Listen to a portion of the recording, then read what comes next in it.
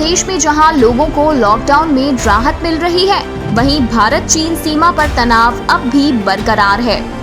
दोनों देश बॉर्डर पर तैयारियों को तेज करने में लगातार जुटे हैं।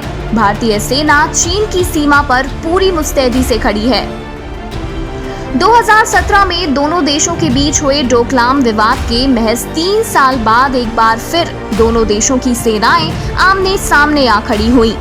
आपको याद दिला दें कि चीन सीमा पर डोकलाम एक पहाड़ी इलाका है जिस पर भारत भूटान के दावे का समर्थन करता है।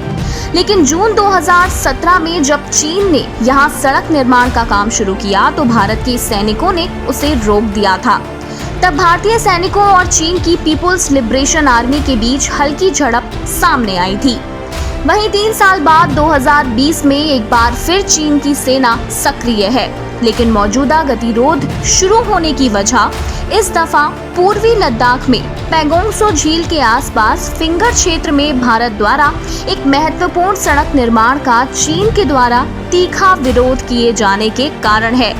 इसके साथ ही गलवान घाटी में भारत द्वारा एक और सड़क के निर्माण पर चीन ने विरोध जताया है। करीब 1 महीने पहले मई की शुरुआत में चीन की तरफ से पैदा किया गया गतिरोध जहां अभी थमा नहीं है, वहीं सीमा विवाद पर बीजेपी और कांग्रेस के बीच सियासी जंग शुरू हो चुकी है।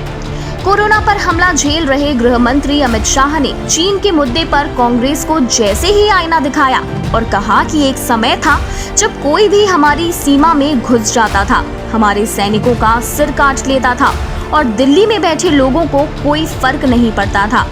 शाह के इस बयान पर फौरन राहुल गांधी ने ट्वीट कर शायराना अंदाज में तंज कस दिया। राहुल ने लिखा, सबको मालूम है सीमा की हकीकत, लेकिन दिल को खुश रखने की शाह की ये ख्याल अच्छा है। वहीं अब देश के रक्षा मंत्री ने शाह के सुर में सुर मिलाते हुए राहुल पर पलटवार किया है। राजनाथ सिंह ने राहुल गांधी के शेर का जवाब मिर्जा गालिब के शेर को अलग अंदाज में पेश करके दिया।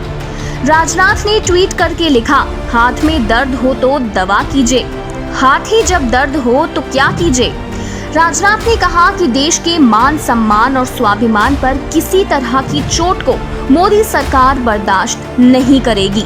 बहरहाल सीमा विवाद पर चीन के साथ सैन्य और कूटनीतिक स्तर पर भारत की बातचीत जारी है।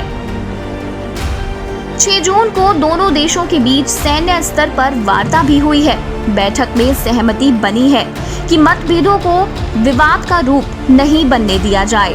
वहीं भारत ये चाहता है कि इलाके में चीन की सेना अप्रैल वाली स्थिति में लौट जाए, लेकिन 1962 की जंग में चीन से धोखा खा चुका भारत सतर्क है और चीन की हर चाल पर अब उसकी पैनी नजर बनी हुई है। इसी कड़ी में भारत ने सीमा विवाद पर सारी घटनाओं से रूस और अमेरिका को अपडेट भी कर दिया है। ताज़ा जानकारी और न्यूज़ के लिए सब्सक्राइब, शेयर और कमेंट करें AIV न्यूज़ पर, साथ ही बेल आइकन दबाना ना भूलें।